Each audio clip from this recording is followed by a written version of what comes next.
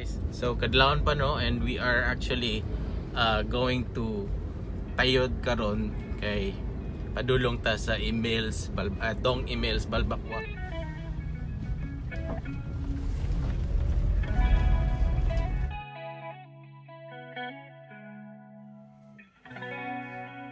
Normally, no, we start our day at the day before, no?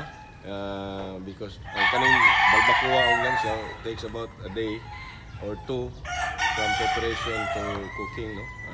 So we wake up at around 4 in the morning. This is for the lunch nga service. So we wake up at 4, prepare all the ingredients, masakwa ng uban. Start up we are actually cooking it in a wood and charcoal fired stove. So, muna, no? Kaya ang Balbacua, actually Balbacua is a Spanish term for anything that is slow cooked, no? So, anything can be Balbacua if it's cooked slowly and low and slow, no? So, ang atoa is itak-ang na siya around 4:30, mahaon na siya around 9 o'clock, so between 4 to 5 hours of preparation na, no? Normally, we clean our meat twice, no? Pag-abot, and then after that, kiskisan yun, mao na yung makapalangsi manggod sa uban, no? Kanang, waman tayo sekreto yun yung ingredient, nganong lami atong Balbacua. It's in the preparation and the pag-clean sa meat. And then, actually, ang kana siyang very slow. Among tuna pa nga, ipalitan na naman sa cold storage na yun, no? Mga 1 box, mga 2 boxes every week. Yeah, ang karne na mo, fresh gina from Talisay. Mga 3 times a week yun may anak mag-deliver. For the Balbacua o kaning soup number 5. This is how they prepare the food every day. So fresh din siya pero may ilang ingredients. As you can see, kini siyang kapayas. Prepare ni siya para sa tinolang Bisayang manok. And si Sir Danny dire, naghiwa po sa lamas. This is para sa unsa ni siya, Sir? Pabo na, pabo.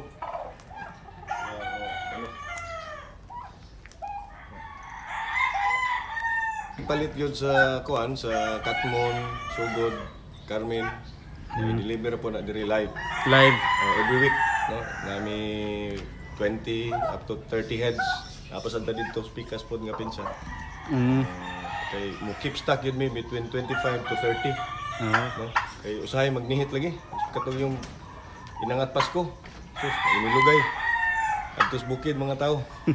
So at least kay everyday garantisado jud na freshly ihaw.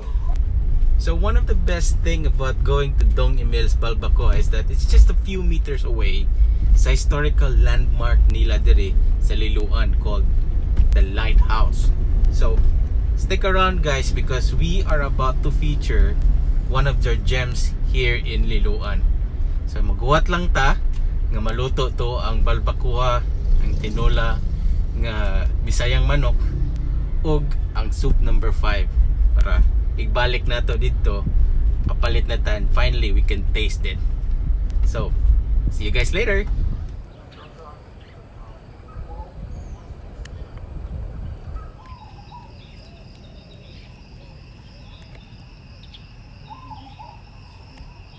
We are now in their famous landmark, which is the lighthouse.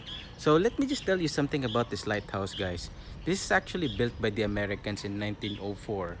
And kini siyang lighthouse guys has been over the years been guiding seafarers diri sa northeastern part sa Cebu. So as we all know, kini siyang ilahang coastal area diri is actually a nautical highway for those who are traveling sa Cebu to Leyte and all other places there is a eastern part sa Visayas. So this plays a huge role guys all throughout the years. Kay ang kini siya nga lighthouse naghatag di siya og guide for about 17 miles or 17 nautical miles gikan dire sa Cebu up to the coastal area. So just imagine that this specific landmark has been inaugurated atong 2004 but this has been built 1904 pa, panahon pa sa mga Amerikano during the earlier days of the war. So as you can see, it's still intact at this point and it's well preserved. So that's one remarkable thing about it. So when you visit Liloan, you must visit this place, guys. It's truly amazing. The lighthouse. So basically, ang kato siyang lighthouse, guys, it's like a park here in Liloan where you can actually unwind. Kay ang lugar is very peaceful and nindot ang ambience niya. So it's good for kanang morning jog or just want to be alone with your family or with your friends, with quality time with them. Sir, can you tell us more about how you started with this business and how were you able to cope up with the effects of the pandemic? We used to import shells from all over the world, Australia, New Zealand, China, even the UK. We process it and then we export it as food presentation shells. No? So we deal with not shell craft in the ornamental sense, but shells for food presentation sa gawas. No? So eventually, ihinay ang market, may mahal na siya. We cannot compete with China. And then, to seal it off, the final nail in the coffin is the pandemic. By March, zero na yun, absolutely zero. No? So between March and July, we started thinking of food businesses popped up. Kaya sirado na ang mga restaurants, mga malls. So people in their local communities, no, are starting to market their own homemade, homegrown recipes, no. Yeah, it eventually clicked, no. So ato panahon na, or even up to now, wala pa gyud nag-promote sa Balbacua o sa Lansiao na i-elevate lang gamay ba ang cuisine. So we thought of why not try it out, no? So we started as a food delivery service, no? We accepted orders for deliveries on Wednesdays and Saturdays, no? So we started in August. So it did well, and eventually people started to ask if na by dining area. So naman may dako kayo space. So we eventually decided nga magputang na lang yun og may dine-in. So we started October 1st, 2020. Like a piece of advice for all other entrepreneurs or business owners na naapektado sa pandemic, or even those who are scared to start over. Actually, no, this is still a work in progress, no. But I don't know if it will work with all. But as the popular whiskey brand would say, just keep on walking. So what we did was, no, especially those affected sa pandemic, actually ako sa sad. What we did was to explore ang kanang imong maybe passion or maybe what you're good at, and then tap the people around you, no? And obviously certain expertise or certain product pwede nila ma-market, no? And if you're struggling, especially financially, no, there's no need to put up a large capital expenditure. For now, cash is king, so you need to have cash flow every day, so just to operate. No need to build fancy storefronts or fancy kitchens or whatever it is. No, i-reserve na nimo siya for your working capital. No? Kaya mo makakibaw kung saan niya. Eventually, as I've said, it's a work in progress. It's a work in progress. It's a learning process. Eventually. Guys, ang atong ipangitaan ni sa Balbacua, guys, is there are three things. One is the consistency of the broth, the quality of the meat, and at the same time, ang lasa agad mismo. No? If it has the traditional taste of an authentic Balbacua, and at the same time, soup number 5. Ang nakanindot na nga dish, guys, is wala nila gi-overdo ang lasa. They just basically made the meat do its job.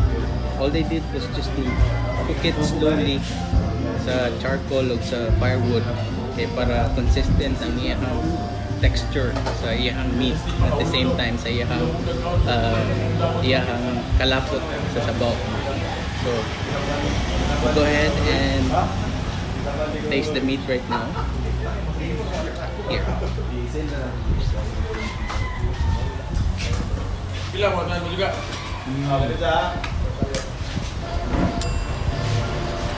Ang unod niya guys is sakto yun kayo ng iyang kalata. It almost melts in your mouth. Tender kayo, but at the same time, buo pa ang iyang texture. So, this is the exact kind of texture that we need or that we want. We'll see.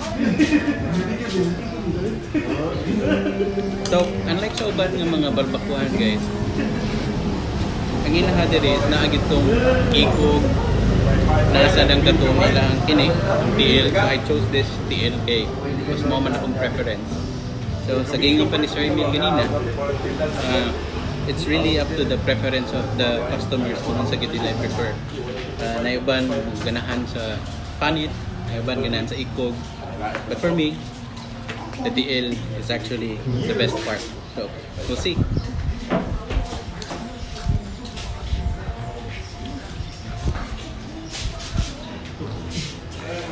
The best part about the TL guys is it has this tendon. Gahi pa kayo niya siya. Wala pa siya malatan. But by the time na malata na siya guys, the tendon, the texture of the tendon itself is nindot. Lamig eh. So here it goes.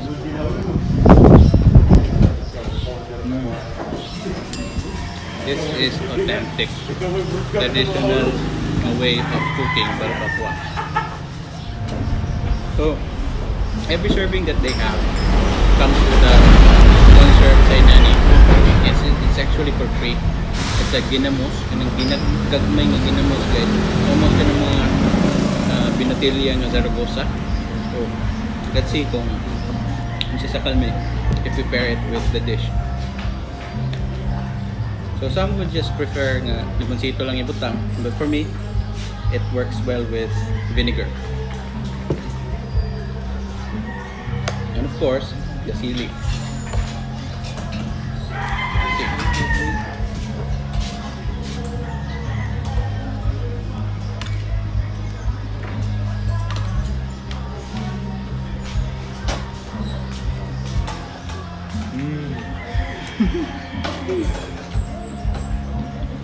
Okay guys.